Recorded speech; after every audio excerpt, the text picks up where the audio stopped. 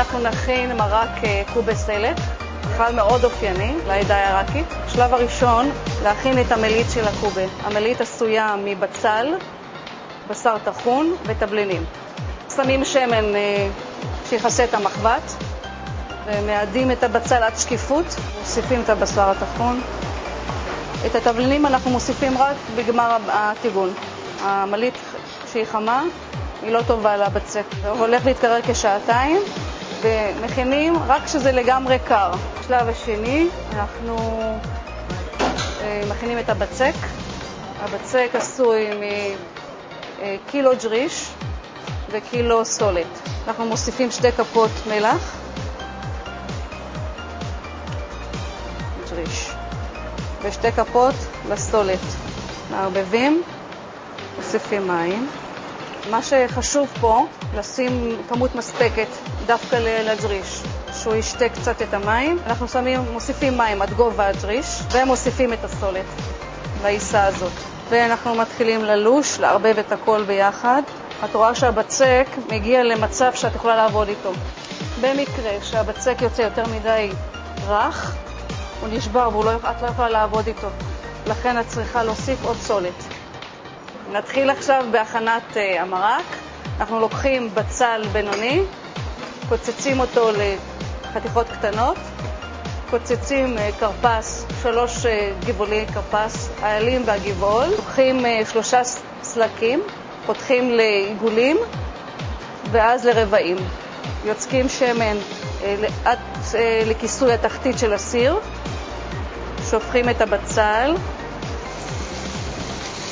מטגנים קלות עד שקיפות, מוסיפים את הקרפס הקצוץ, מערבבים קלות, מטגנים כ10 דקות, ומוסיפים את הסלק. אנחנו מוסיפים מים לפחות חצי סיר, מוסיפים 2 כפיות מלח, כפית פלפל שחור, מביאים לרתיחה ומורידים לאש קטנה כשעה וחצי בישול עד לריכוך הסלק. לאחר שעה וחצי אנחנו מוסיפים 4 כפות סוכר, מוסיפים כ2 עד 3 לימונים בינוניים. לאחר הוספת הלימון אנחנו מכבים את האש והולכים להכין את הקובה. כשעתיים לאחר הטיגון אנחנו לוקחים את המליט ומטבלים אותה. אנחנו לוקחים 2 כפיות מלח, מערבבים טוב. כדי ליצור את עיגולי הבצק בקובה אנחנו מרטיבים את הידיים, לוקחים בצק כבר הכנו מבעוד מועד וקורצים עיגולים, לשים אותו קצת וממלאים.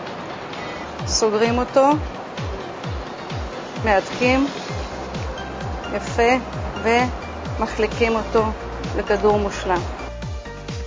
יש לציין שאת הכדורים האלה אנחנו מכסים בנייר משי כדי שלא יתייבשו. מכסים ומקפיאים את זה בפריז, ואז כשרוצים אפשר להוסיף עוד לסיר המרק. מרתיחים את המרק, זורקים את הקובה כשהמרק רותח, ואז מורידים לאש קטנה כ10 דקות. וזה מוכן. מוכן ומזומן.